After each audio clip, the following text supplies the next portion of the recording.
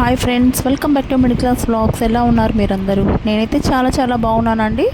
మీరు బాగుండాలని మనస్ఫూర్తిగా కోరుకుంటున్నాను. నేను ఈరోజు ఒక విషయం చదివానండి, అది మీతో షేర్ చేసుకోవాలనుకుంటున్నాను. ఈ వీడియో ద్వారా షేర్ చేసుకుంటాను.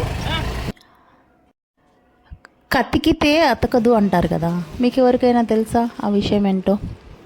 కతకడం, అతకటం దేని నుంచి వచ్చింది అసలు, అది ఆ నానుడి అనేది తెలుసా మీకు ఎవరికైనా?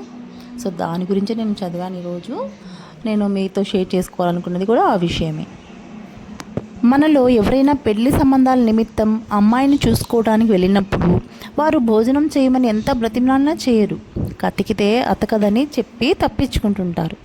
దానికి కారణం ఏమిటా అని ఆలోచిస్తే మనకు ఒక విషయం తెలుస్తుంది. అదేంటి అంటే, మనం వారు పెట్టిన భోజనం చేస్తే మనకు వారి పట్ల ఒక సాఫ్ట్ కార్నర్ ఏర్పడుతుంది. అది ఒక్కొక్కప్పుడు వ్యవహారానికి ఆటంకం కలగజేయవచ్చు అన్నమాట. ఉదాహరణకి, మనం బట్టల షాపుకి కానీ మరేదైనా వస్తువుల షాపుకి కానీ కొనుక్కోవడానికి వెళ్ళినప్పుడు ఆ షాప్ యజమాని మనకు టీ కానీ కూల్ డ్రింక్ కానీ ఆఫర్ చేస్తారు. మనం అవన్నీ తీసుకోకూడదు. ఒకవేళ మనం అవి తీసుకుంటే ఆ వ్యక్తి మనకు ఒక బంధం ఏర్పడుతుంది. బట్టలు లేదా ఏదైనా వస్తువు మనకు నచ్చినా నచ్చకపోయినా తప్పనిసరిగా కొనవలసి వస్తుందన్నమాట. ఎందుకంటే వాళ్ళు మనకు అందించిన కూల్ డ్రింక్స్ సీసాలు అప్పటికే డజనో అరడజనో తాగేసి ఉంటాం కాబట్టి. ఇక వస్తువు బొట్టలో అయితే అవి ఎలా ఉన్నా కొనుక్కోవచ్చు, కొంతకాలం వాడుకుని బయటపడవచ్చు. కానీ వధువు అటువంటిది కాకూడదు. ఆమె జీవితాంతం మన వెంట ఉండవలసినదిని. అందువల్ల అటువంటి వ్యక్తిని ఎన్నుకోవడంలో ఎటువంటి మొహమాటాలకు తావుండకూడదు.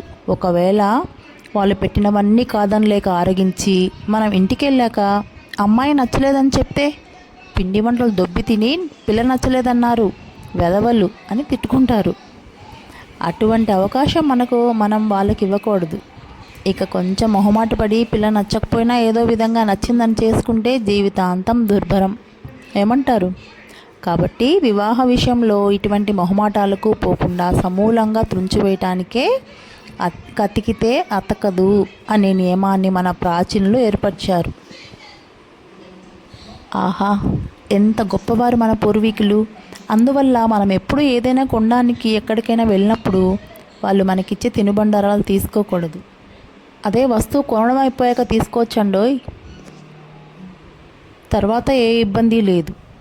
మొత్తం మీద చెప్పేది ఏంటి అంటే, ఆహార వ్యవహారేషు త్యక్తలజ్జ సుఖీ భవేత్. ఆహార వ్యవహారేషు త్యక్తలజ్జ సుఖీ భవేత్. సర్వం కృష్ణార్పణమస్తు. ఇది అండి ఈరోజు వీడియో. ఆ టాపిక్ కనుక మీకు నచ్చినట్లయితే please like, share, subscribe my channel.